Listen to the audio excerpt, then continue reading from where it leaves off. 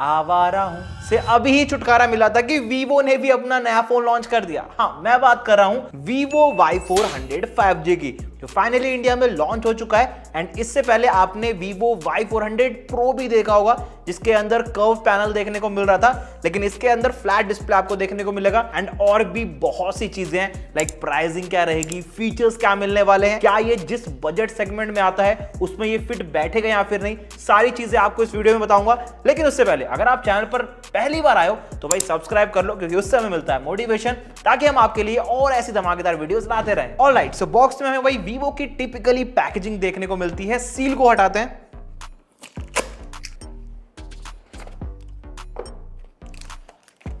ओ भाई, सही बताऊं तो पहले इन हैंड फील में मुझे फोन काफी कॉम्पैक्ट लगा एंड हल्का भी है। इसके बारे में बाद में चर्चा करेंगे और बॉक्स कंटेंट पे नजर डाल लेते हैं। सो देखो, यहाँ पर हमें ये टीपीयू केस देखने को मिलता है, ट्रांसपेरेंट केस। इसके अलावा कुछ वारंटी कार्ड एंड यहाँ पर गाइडलाइंस वगैरह दी गई है, जो हमारे किसी भी काम के नहीं है। बाकी यहाँ पर आपको 90 वॉट की फास्ट चार्जिंग ब्रेक देखने को मिलेगी, वो भी USB to Type-C केबल के साथ, जिनकी क्वालिटी मुझे वेरी डिसेंट लगी। काफी बढ़िया क्वालिटी के हैं ये दोनों भी। ऑलराइट, अनबॉक्सिंग यहाँ पर हो चुकी है कंप्लीट। फालतू के माल मसाले वो करते हैं साइड। अब बात करते हैं अपने वीवो Y400 5G की। गाइस, सही बताऊं तो पहले लुक में मुझे ये फोन काफी कमाल का लगा, और जो इसका हमारे पास कलर है ना, ग्लैम वाइट कलर है। इसके अलावा यहाँ पर आपको ओलिव ग्रीन कलर भी देखने को मिलेगा इस स्मार्टफोन के साथ। बाकी पर्सनली मैं कहना चाहूंगा कि ये वाला जो हमारे पास वेरिएंट है ना, मुझे काफी कमाल का लगा। डिजाइन में वीवो अच्छा काम कर रहा है एंड इसके साथ भी उन्होंने किया है। चलिए पोर्ट्स एंड बटन्स पर नजर डालते हैं। सो यहाँ पर आपको वॉल्यूम बटन देखने को मिल जाएगा, नीचे के साइड पावर बटन है। इसके अलावा अगर मैं बात करूं तो स्पीकर ग्रिल दे रखी है। देन मिडिल में यहाँ पर आपको Type-C पोर्ट देखने को मिल जाएगा एंड यहाँ पर सिम इजेक्टर टूल, प्लस यहाँ पर बेटर कॉलिंग एक्सपीरियंस के लिए एक माइक्रोफोन भी दिया गया है। टॉप साइड पर अगर मैं आता हूं तो यहाँ पर आप लोग देख पा रहे हो कि भाई आयर ब्लास्टर का सपोर्ट जो है आपको इस फोन के साथ देखने को मिलेगा, which is absolutely good in this price segment. अब देखिए दोस्तों, लुक वाइज में ये कहना चाहूंगा कि इसका जो कैमरा मॉडल है ना, ये 90% इंस्पायर्ड है वीवो Y400 Pro से। दोनों को अगर आप आमने सामने रखोगे ना, तो कैमरा मॉडल के मामले में आपको दोनों सिमिलर देखने को मिलेंगे। बाकी डिजाइन जो इस फोन के साथ यूज किया गया है ना बैक पैनल पे, वो मैं कहूंगा काफी अट्रैक्टिव है। बात कर लीजिए बिल्ड क्वालिटी की, तो यहाँ पर जो बिल्ड क्वालिटी है प्लास्टिक की यूज की गई है एंड टॉप फ्रेमिंग पर आपको थोड़ा बहुत ग्लास वाला जो है ना मटेरियल भी देखने को मिल जाएगा। बाकी इसमें डिस्प्ले प्रोटेक्शन कौन सी यूज की गई है इसका अंदाजा मुझे नहीं है, बट फिर भी एक बार टेस्ट कर लेते हैं।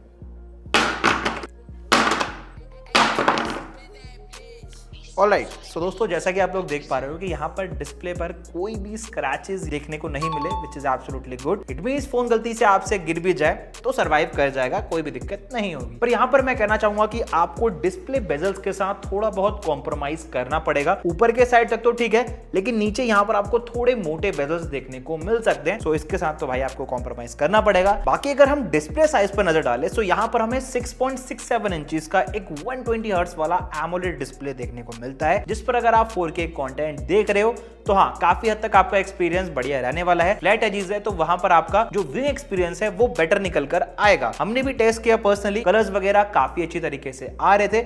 ऐसा कोई प्रॉब्लम आपको नहीं होने वाला जब आप कंटेंट वगैरह देखोगे इस फोन में। लेकिन पर्सनली एक चीज कहना चाहूंगा एंड फीडबैक भी देना चाहूंगा कि डिस्प्ले थोड़ा और बेहतर हो सकता था। ठीक है, अभी जो मिल रहा है, लेकिन इससे थोड़ा और बेहतर रहता तो ज्यादा बढ़िया रहता। बाकी डिस्प्ले के मामले में कहूंगा फोन अच्छा है। वहीं ड्यूरेबिलिटी में एक पॉइंट और जोड़ देते हैं, वो ये है कि IP68 एंड IP69 की वाटर रेटिंग ये फोन अपने साथ लेकर आता है, विच इज एब्सोल्युटली गुड, क्योंकि इस बजट में बहुत से ब्रांड आज भी IP65, IP64 की तरफ जा रहे हैं। तो ये इनिशिएटिव मुझे वीवो की तरफ से काफी बढ़िया लगा कि वो अपने बजट फोन्स में भी IP68 एंड 69 की वाटर रेटिंग दे रहे हैं। बाय द वे, अगर डिस्प्ले विजिबिलिटी की बात करूं तो देखो, पीक ब्राइटनेस 1800 निट्स की है एंड HBM ब्राइटनेस 1200 निट्स की। सिंपल भाषा में समझाना चाहूं तो इंडोर यूज में अगर फोन को यूज कर रहे हो तो ब्राइटनेस में कोई भी प्रॉब्लम नहीं आएगी। हाँ, अगर आउटडोर में फोन को ले जाकर यूज करोगे तो फोन के अंदर का कंटेंट देखने में थोड़ी डिफिकल्टी हो सकती है, क्योंकि यहाँ पर आपको निट्स का जो खेल है थोड़ा कम देखने को मिलता है। बाकी यहाँ पर 120 हर्ट्ज का स्मूथ रिफ्रेश रेट है, सो फोन यूज करते वक्त आपको लैगी फील नहीं होगा। लेकिन एक चीज आपको डिस्टर्ब कर सकती है,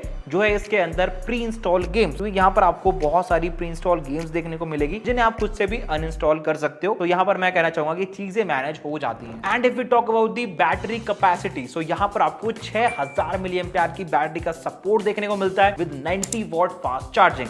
यानी जो कॉम्बिनेशन इस स्मार्टफोन के साथ यूज किया गया ना बैटरी एंड चार्जिंग का, वो मैं कहूंगा आउटस्टैंडिंग है, क्योंकि 6000 mAh की एक तो बड़ी बैटरी मिली है, प्लस फोन भी काफी फास्टली चार्ज हो जाएगा। इवन बैटरी को अच्छे से ऑप्टिमाइज करने के लिए यहाँ पर आपको डुअल मॉड्यूल का जो कूलिंग सिस्टम है वो देखने को मिलेगा। लाइक फोन अगर डे टू डे टास्क में यूज कर रहे हो, गेमिंग कर रहे हो, नॉर्मल यूट्यूब पे वीडियोस देख रहे हो, मूवीज देख रहे हो, तो फोन ज्यादा हीट नहीं होगा, ये कूलिंग सिस्टम दिया हुआ है। बढ़ते हैं फोन के कैमरा पे, तो देखो यार यहाँ पर बैक साइड में हमें दो बड़े कैमरास देखने को मिलते हैं। अगर मेन की बात करूं तो ये 50 मेगापिक्सल का सोनी IMX852 वाला सेंसर है। वहीं दूसरा वाला जो आप देख पा रहे हो ये 2 मेगापिक्सल का बुके कैमरा है, जिसे पर्सनली टेस्ट करने के बाद मैं यही कहना चाहूंगा कि जो पोर्ट्रेट पिक्चर्स इसके कैमरा ने निकाल कर दी है एवरेज है, उतनी भी ज्यादा खास नहीं कहूंगा, लेकिन यहाँ पर आपको पिक्सल्स बेटर देखने को मिलेंगे। यहाँ पर थोड़ा एज डिटेक्शन और बढ़िया होता ना तो पिक्चर्स का आउटपुट अच्छा निकल कर आता, लेकिन जो ये फोन दे रहा है मैं कहूंगा काफी अच्छा है इस बजट सेगमेंट में। और यहीं पे अगर मैं वीडियो रिकॉर्डिंग के बारे में आपको बताना चाहूं तो देखो 4K का सपोर्ट नहीं है, 1080p में आप 60 FPS पे रिकॉर्डिंग कर सकते हो। ये तो हो गया भाई इसके मेन कैमरे का स्पेसिफिकेशन। चलिए अब फ्रंट पे आते हैं, तो देखो फ्रंट में यहाँ पर हमें 32 मेगापिक्सल का सेल्फी कैमरा देखने को मिलेगा, जिससे आप कुछ ऐसी डिसेंट सेल्फीज निकाल पाओगे। आप मुझे कमेंट करके बताओ कि आपको इसके फ्रंट कैमरा से ली हुई सेल्फीज कैसी लगी। बाकी फ्रंट में वीडियो रिकॉर्डिंग आप 1080p पे 30 FPS कर पाओगे। तो ये था ओवरऑल इसका कैमरे का रिव्यू। हाँ, मैंने ज्यादा डीप नहीं बताया क्योंकि उतना ज्यादा खास जो है यहाँ पर आपको कैमरा मॉड्यूल नहीं देखने को मिलता, एवरेज है, ठीक ठाक फोटोज निकाल लेगा, इसलिए मैंने ज्यादा डीप बात नहीं की। बढ़ते हैं दोस्तों इस फोन की परफॉर्मेंस पे। तो देखो यार यहाँ पर हमें स्नैपड्रैगन की 4th Gen 2 चिपसेट देखने को मिलती है, जिससे BGMI 40 FPS पे ठीक ठाक चलेगी। लेकिन यहाँ पर मैं कहना चाहूंगा कि अगर 60 FPS होता तो ज्यादा बेटर आउटपुट निकल कर आता इस फोन के थ्रू। इसके अलावा अगर मैं रैम एंड रोम टाइप की बात करूं तो यहाँ पर आपको UFS 3.1 एंड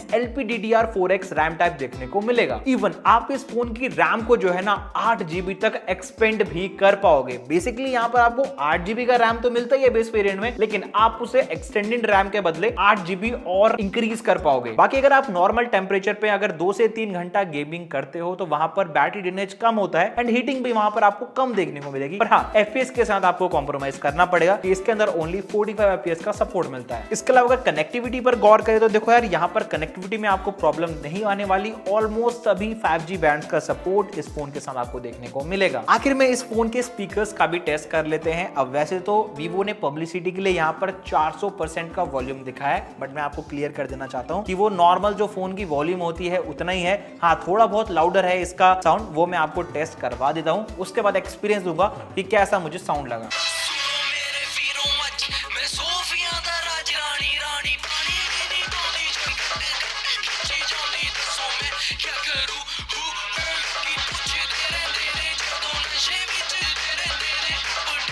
अब देखिए दोस्तों, स्पीकर्स तो यहाँ पर हमें टॉप एंड नीचे वाली साइड दोनों तरफ मिलते हैं, लेकिन अगर मैं एक्चुअल साउंड क्वालिटी की बात करूं तो देखो साउंड लाउडर है नो डाउट, लेकिन यहाँ पर बेस की बहुत कमी है एंड ट्रिबल की भी मुझे कमी यहाँ पर देखने को मिली। तो ये दोनों चीज आपको फेस करने को मिल सकती है। हाँ, कॉल करते वक्त आपका जो एक्सपीरियंस है वो बढ़िया रहेगा, सामने वाले की वॉइस, आपकी वॉइस सामने वाले को अच्छे से सुनाई देगी। तो मैं ये कहना चाहूंगा कि स्पीकर इसके काफी अच्छा आउटपुट निकाल कर देते हैं। इसके अलावा FunTouch OS 15 है, वो भी एंड्रॉइड वर्जन 15 के साथ, यानी ऑलमोस्ट जितनी भी चीजें थी ना इस फोन के रिगार्डिंग मैंने आपको सभी बता दी। एंड अभी भी अगर आपको कुछ डाउट्स हैं तो कमेंट करके बताओ। चलिए अब प्राइसिंग पर आते हैं। सो मेरे पॉइंट ऑफ व्यू के हिसाब से तो ये फोन जो है ना 15 से 18 हजार रुपए के सेगमेंट में लॉन्च होना चाहिए। अगर इससे ऊपर रहता है तो भाई ये आपकी चॉइस है, खरीदना या फिर ना खरीदना। बाकी मेरा ओपिनियन तो यही है कि 15 से 18 का जो सेगमेंट है उसमें ये फोन फिट बैठेगा। बाकी इस पर आपके क्या ओपिनियन है मुझे कमेंट करके बताओ। एंड नेक्स्ट फोन हमें कौन सा रिव्यू करना चाहिए वो भी बता देना। जब तक के लिए मिलते हैं आपसे नेक्स्ट वीडियो में।